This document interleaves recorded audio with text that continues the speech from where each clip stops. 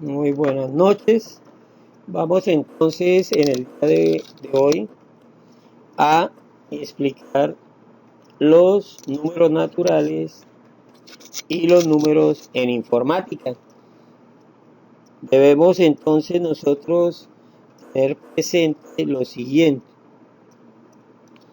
y es que, digámoslo aquí así, para nuestra guía tenemos lo siguiente.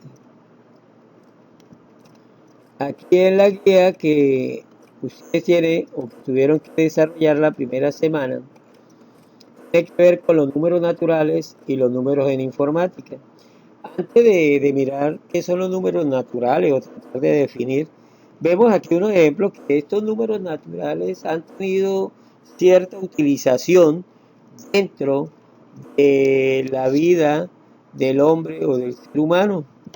Inicialmente, pues las personas siempre han necesitado o han tenido la necesidad de saber las cosas que tienen. Para ello han usado piedras para contar, han usado rayitas en los árboles haciendo una muesca, rayas, para saber las cosas que tienen. Obviamente también han usado los trueques, o sea, los intercambios. Usted me da una manzana, yo le doy dos naranjas, en fin. Eh, los números naturales, digámoslo así, siempre han estado con el hombre, desde su aparición. De alguna forma, pues se ha venido plasmando, se ha venido, digámoslo así, formalizando hasta pues nuestros días, ¿no? Con una serie de sentidos matemáticos mucho más concretos. Nosotros vemos acá una persona que tiene una gallina y que quiere saber exactamente durante esos días cómo las puede alimentar. Es decir, ustedes saben que a través de los números naturales se pueden hacer operaciones de sumas, de restas, de multiplicación, de división, etcétera. Es decir, nosotros podremos hacer cualquier tipo de operación. Sin embargo, podríamos definir los números naturales como eh, son signos o conjuntos de signos que permiten expresar una cantidad con relación a su unidad. Cuando decimos signo o grupo de signos, acuérdense que estamos diciendo que pueden ser positivos o negativos. Además de eso, podríamos decir que los números naturales son los que permiten contar elementos en un conjunto. Como por ejemplo, tenemos un conjunto unitario donde hay una vaquita, se representa por el número 1. Aquí tenemos dos gallinitas en este conjunto, se representa por el número 2. Aquí tenemos tres huevitos, se representa por el número 3. Aquí otro cerdito por el número 4. Y aquí 5 naranjas se representa por el número 5. Cada uno de ellos pues es un conjunto. Ahora bien, hay que entender que los números naturales son, como lo dice acá, un conjunto infinito, es decir, no tiene fin. Nosotros no sabemos exactamente hasta dónde termina y que se representa por la letra N, N mayúscula, tal como la ve aquí. Ahora bien, desde el punto de vista de informática, primero definamos qué es informática. Dice conjunto de conocimientos técnicos que se ocupan del tratamiento automático de la información por medio de la computadora. ¿Ok? Eso es informática, que son las matemáticas, el estudio de las propiedades y relaciones entre entidades abstractas como números, figuras geométricas o símbolos. Es un conjunto de lenguajes formales que pueden ser usados como herramienta para plantear problemas de manera no ambigua en contextos específicos, es decir, en nuestra vida cotidiana. Digamos que de alguna manera, desde el punto de vista de la computación, los números naturales pues han influido porque de alguna forma esa información como tal, antes de llegar a ser información son datos y esos datos son guardados en la computadora. Y para poderlo guardar en la computadora se requiere que nosotros realicemos algunas conversiones. Usted aparentemente ve la palabra estas y usted cree que está así grabada dentro de la computadora. No, la letra E, S, T, A, S y la misma palabra está conformada por una serie de bits, a su vez de bytes, es decir, de ceros y unos, sistemas binarios, simple y sencillamente los sistemas binarios, es decir, aquellos sistemas que le permiten al computador interpretar la acción que hace el usuario a través del teclado. Ahora bien, vemos que no solamente la matemática se usa para eso, también se puede usar la matemática en la computación para algoritmos criptográficos. Es cuando nosotros realizamos un sistema a través de la parte matemática para proteger la información, para que no se entren los hackers a las empresas y se roben los datos e incluso incidan en la parte contable. Entonces, para ello, pues se utilizan los números para ayudar a las computadoras a defenderse. Modelos matemáticos para detectar y evaluar y gestionar amenazas en la red, ya lo dijimos. Modelo matemático para hacer análisis y comportamiento de redes de terroristas, etc. En fin, a través de una serie de parte matemática, pues se puede llevar a cabo muchas situaciones, como por ejemplo, nosotros podríamos pensar que tenemos una empresa y queremos comprar computadores. Algunos, no, pues usted compra los computadores que quiere, que para eso tiene plata. No, no se trata de eso. Realmente, a través de un análisis y a través de unos cálculos matemáticos y unas necesidades, se determina exactamente la cantidad de computadoras que deben funcionar en una empresa. Entonces, que eso nos debe quedar pero muy claro. Que no es que porque usted tenga plata va a comprar una cantidad de computadoras, no. Es de acuerdo a un estudio y en ese estudio hay parte matemática para considerar exactamente lo que se debe comprar. Como se pueden dar cuenta, entonces las matemáticas inciden mucho en la parte de la computación como tal. Yo coloqué allí o dejé un ejemplo de la secuencia de Fibonacci. Entonces nuestra secuencia de Fibonacci, digámoslo, ¿cómo nace? Porque es que uno tiene que mirar primero cómo es que nace esa secuencia de Fibonacci. Entonces, normalmente surgen cuando se intentaba resolver un enigma sobre el hábito de apareamiento de los conejos. Yo les tengo aquí, en esta hoja de Excel, unos conejitos para que ustedes vean realmente cómo fue que salió la serie de Fibonacci. Nosotros no debemos entender e interpretar este dibujito. Realmente vemos acá 1, 1, 2, 2, 2, 3, 5 y así sucesivamente 8, 13, etcétera, hasta llegar infinitamente, porque entre otras cosas, la serie de Fibonacci son infinitas, tampoco tienen fin como los números naturales. Pero ¿qué representa el 1? 1 no es una ahí como unidad, no.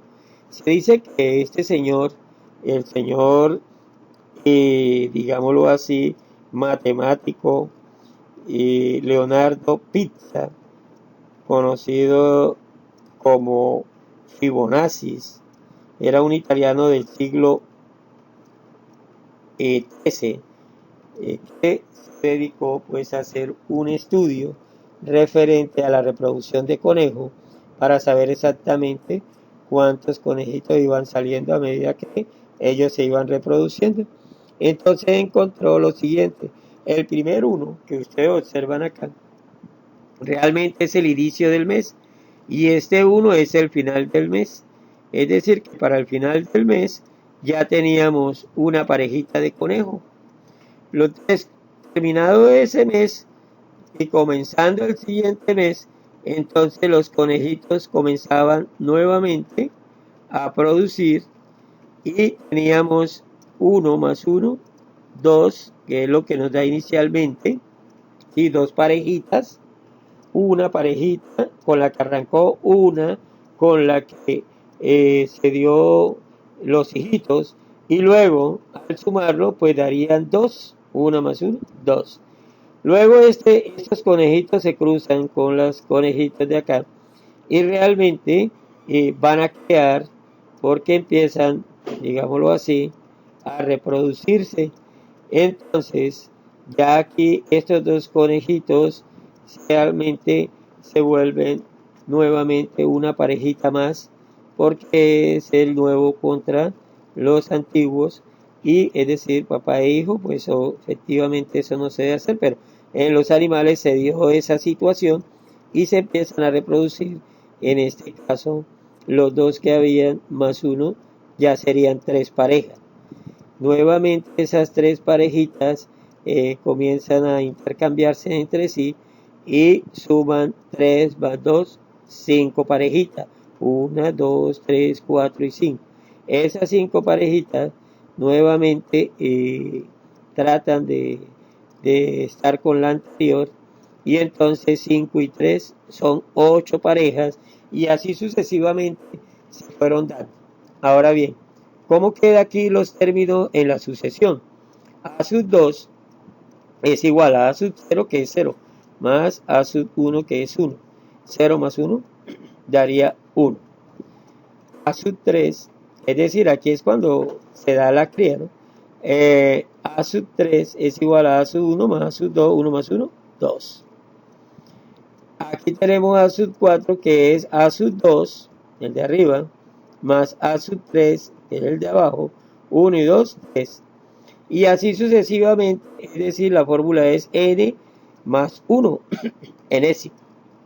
Entonces, de esta manera se puede establecer, digamos, la parte de la sucesión.